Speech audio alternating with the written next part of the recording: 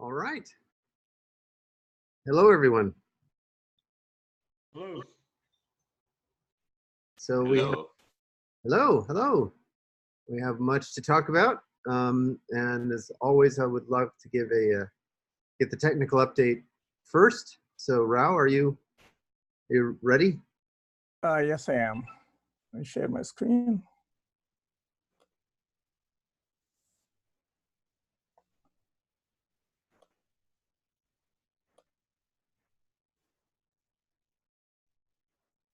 I think you should be seeing my screen right now. Yes, we can see it. Okay. So we're getting ready to release 0916. We're doing some tests, and I'll speak to that in just a little bit. But currently, it is still 0915. That's on the testnet. Sprint 40 has started yesterday. Basically, the main focus is testnet 3, in particular, cost accounting. And then we have some activity in the long proposal times resolution, particularly in the area of fairness constraint. And then Multisig is in review, and we're adding additional tests, but I think it should be ready in the 0916 release. And then the other work is basically ongoing tests and improvements in Casper, as well as planning and implementation for hardening the system. Mostly, I'm going to be talking about cost accounting because that's where the main focus is for the last couple of weeks and this week. The design and scope of work is at that link that I'm showing here. Let me actually, while I'm at it, just copy the link in the chat.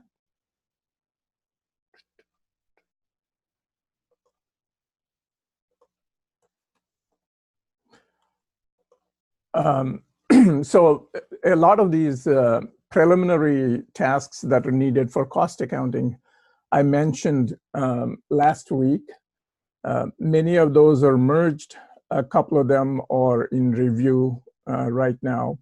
And the biggest accomplishment, I guess, in the last week for cost accounting has been the fact that we've got a new construct called the system deploy that's being reviewed right now, almost ready to be merged, expecting to merge it like tomorrow or something like that.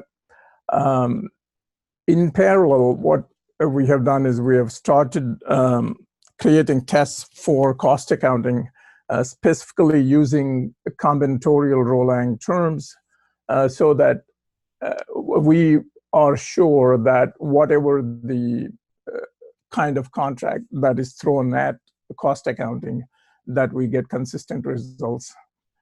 So that work has started in parallel. The next big chunk of work really in cost accounting is writing the charging logic, which is those 2 tickets, but a lot of work. Work is starting on those 2 tickets. This work uses the newly constructed system deploy stuff, and this entails a lot of fixing of tests that exist, as well as fixing different parts to make cost accounting work. So this is, once we are over this charging logic work, we can say we're over the hump on cost accounting. So that's kind of where we are. Additional work is writing new tests and modifying existing tests, as well as integration testing. So we're trying to do as much of that in parallel as possible. As well, because these are big PRs, including the system deploy. Since last week, basically Martin and Joe, who have been working on system deploy, have been working in shifts since Martin is in Europe and Joe is in the US. We will continue to do the same thing with the charging logic pieces also. So that's kind of where we are. In the long proposal times issue also, we have made substantial progress. The PR for the round robin fairness constraint is it's in review right now, but it's basically the second review, so it should be close to being merged.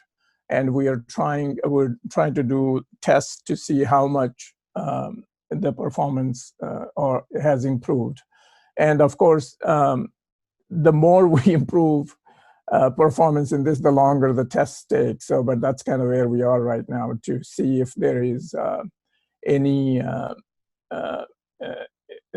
basically to test this in along with the synchrony constraints we put in place that relate to percent of stake. So that's kind of where we are.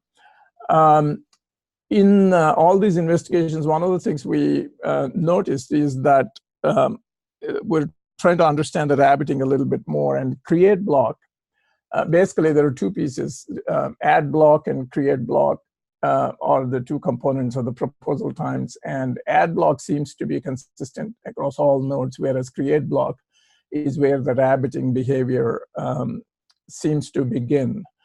So we're trying to understand that a little bit more. So that's that work is in progress.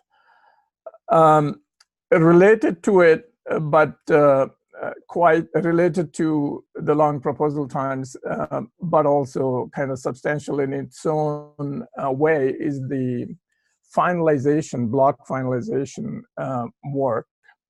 So there are a bunch of different pieces that Daniel is working on in that area to look at how to improve the efficiency of finalization, as well as how frequently are we calling finalization, what can we do to make it all streamlined so that we have a clean, nice DAG at any point in time, because once you have finalization, you can just proceed from there without having to process a whole lot of the stuff prior to finalization. So there are a lot of improvements being done in that area, including disallowing invalid blocks as parents.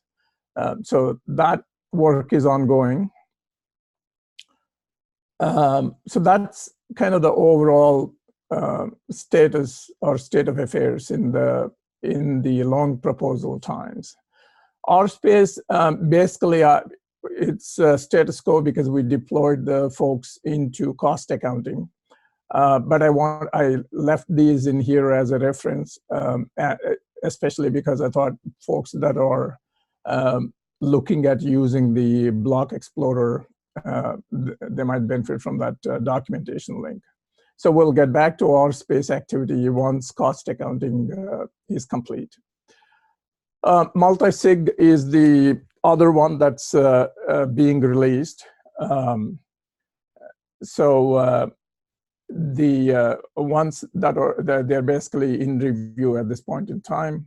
I think the tickets here have not been updated to in review, but it should be in the next release, is our expectation. There are some additional tests that Multisig needs, but they may be in before or after the next release. But that's kind of where we are on that. I think that's pretty much it. Everything else is ongoing, continuing work. We're beginning to think about methods of internal security audit and hardening. That's what I have to say. Any questions on the tech update? Sure, I have one. I noticed we'd spoken with NutZipper earlier this week, and he had observed not being able to restart using a more recent branch, and I was wondering if we'd done any further work to track down that behavior. Okay, so you're referring to the Genesis backward compatibility on the Genesis block. Is that what you're referring to? That's correct, yes. Okay, so Will is working on an integration test to make sure what that is. We did identify which commit broke that. So at this point in time, basically, the commit is okay, as in we will move that forward into the release because we're still in the testnet. But Will is writing an integration test specifically to catch situations where the Genesis would be broken. So his test would take all the data or state rather that is in the, let's say, production, and make sure that whatever new changes are coming would run against that without any problems. And if there are problems, they will be flagged ahead of time so that we can take corrective action before we continue with the commits and release. Yeah, so that's going forward, but in terms of the existing situation, I guess we'll know more once Will has completed his test as to whether or not it's actually the case. That's correct. Yeah, we are that particular set of commits versus the breaking of it. We do know which commit is breaking it. I guess is where we are. Oh, okay. We know. Investigation. Okay, good. That's important. Great. Yeah, and then next thing is to say, well, is what this commit is doing the right thing? Is that what it should be going forward, or does that commit need to be reversed and then fixed? That's the investigation that's going on right now. Bravo. Wonderful. Wonderful. Any other questions or comments on the tech update? All right, so I will stop sharing and on to you, Greg. Thank you very much, Rao. Really appreciate it. So Ian, do you want to speak to election results so far, and what people can expect for the AGM tomorrow? Yeah, sure. So every member should have received a ballot by now. And please contact me on Discord if you have not. There have been reminders sent out and multiple emails to members about the election, and also how to participate in the annual meeting tomorrow, either on YouTube or as a participant on Zoom. So please check your email for that. The ballots, 15% of the ballots are in so far. And that number is really not too bad, considering that the ballots that went out went to our active members. And we've taken a pretty liberal view as to who is an active member in the co-op. To be an active member under the bylaws means that you have to spend $10, at least $10 a year on the platform. And since we're not ready for that, we've just allowed everyone to remain an active member. And so we have quite a few members who joined early on that might no longer be actively engaged in the project yet. We still consider them active members until we have the platform up and running and give them a chance to use it. So that's why the returns right now, 15%. It's not bad. It's about the same as what we had last year. So voting goes on until midnight Pacific tonight. And the annual meeting is at 7 p.m. Pacific tomorrow, where we will go over the results, give a presentation of the financials, and have some words from our director. Awesome. Do we have any questions for Ian on any of that? Okay, if you do have any questions, please just contact me on Discord, especially if you were expecting an email and haven't received it. Did you? I'm sorry, I got interrupted by a call. Did you mention any initial results on the election so far? I mentioned that we have 15% of the ballots have been returned so far. Oh, great. I want to point out that I was a little bit confused about the the ordering when I went to review my ballot on the survey question. When I went to review my ballot, it had them reversed in the order that I thought I put them in. So I went back and reread the instructions And I just realized in order for it to line up with what I wanted, I had to reverse them from the way I interpreted the instructions. So people might want to just pay extra special attention to that, that survey question.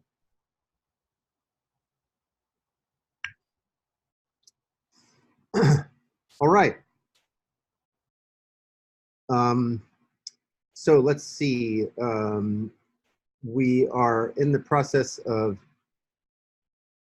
engaging. We're looking forward to participating in a conference that's being given by a group that's headed up by a major the chairman of a major shipping company in the Southeast Asian region. And I will take that time to also visit with the leadership in the Chinese community. Some of them have committed to joining me at the conference. So we'll talk there, and then also I'll spend some time in China. So this will be around mid-November. As usual, you know, I'm already remote from all the, I mean, we're scattered all over the place, so I'll still be monitoring all the dev activities.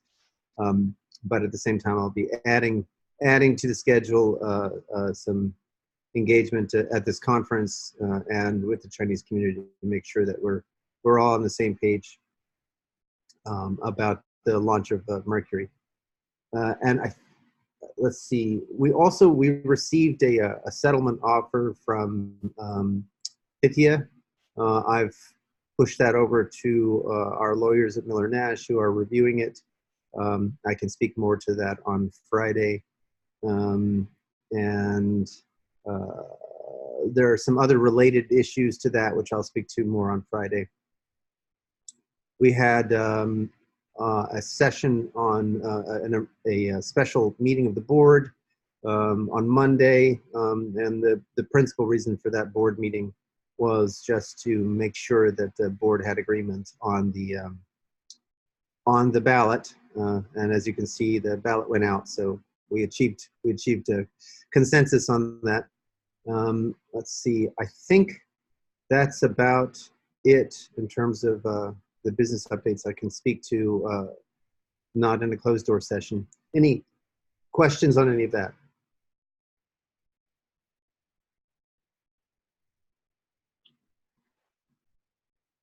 Any status about hirings or staffing in the cooperative? I mean, we have a resume that we're following up on, but that's it. And again, so that people understand, right? We had 5 people who either were furloughed or who left, and so hiring back 2 is a reasonable thing to do. It still keeps us below the budget that we were at in terms of our burn rate. But we're waiting to schedule a interview. Any other questions?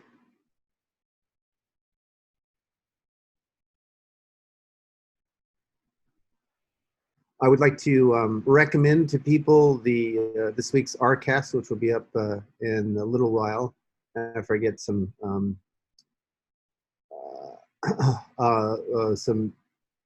fix some typos in the slides that go with it.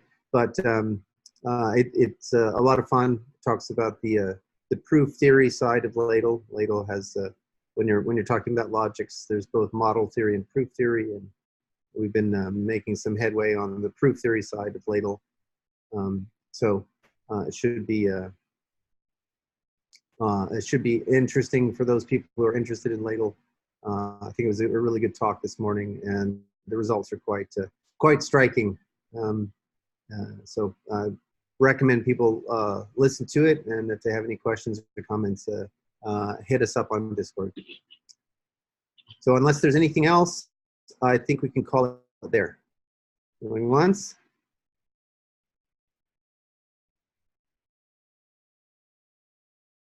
Twice. All right, looking forward to seeing people on the AGM tomorrow. Thanks, Greg. Thanks, everybody. So.